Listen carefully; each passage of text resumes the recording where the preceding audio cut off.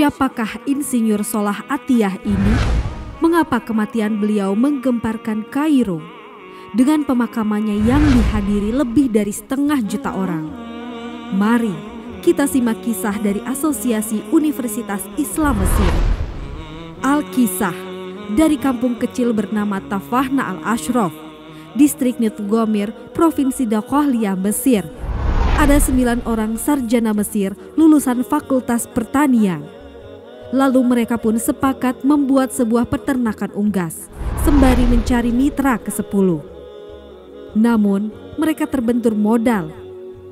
Maka dengan sekuat tenaga mereka kumpulkan dari hasil menjual tanah, perhiasan istri, hingga meminjam. Meski tidak banyak terkumpul, namun mencukupi untuk memulai usahanya.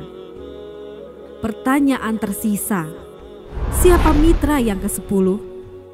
Insinyur Solah, salah satu dari mereka pun berkata, "Aku sudah menemukan mitra yang ke-10. Siapa?" kata teman-temannya. "Allah," lanjutnya. "Allah akan menjadi mitra usaha kita yang ke-10. Allah akan mendapat 10% dari keuntungan kita.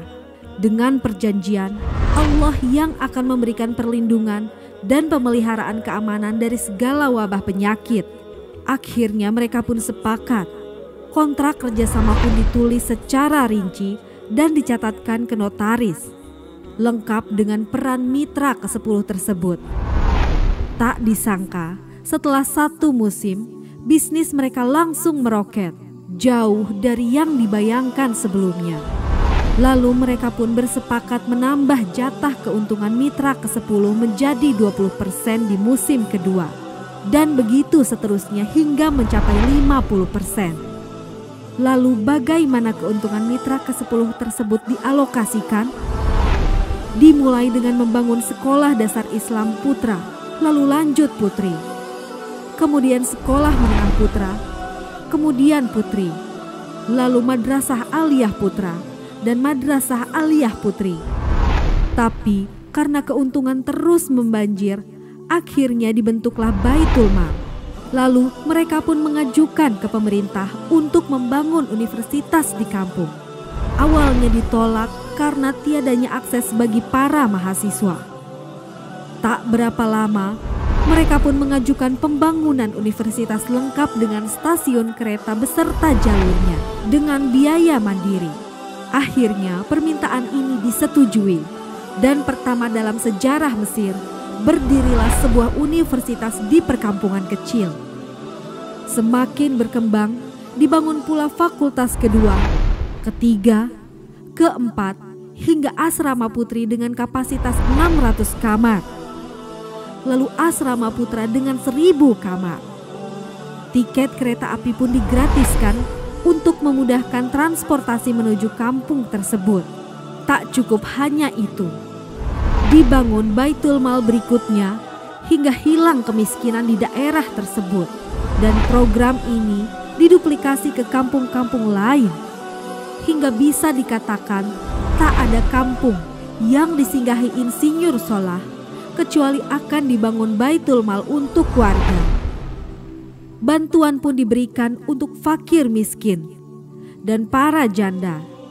Pemuda pengangguran pun dilatih untuk mengelola perkebunan sayur hingga mandiri, bahkan sampai bisa mengekspor ke negara tetangga. Pada saat panen raya, seluruh penduduk dikirimi paket sayur.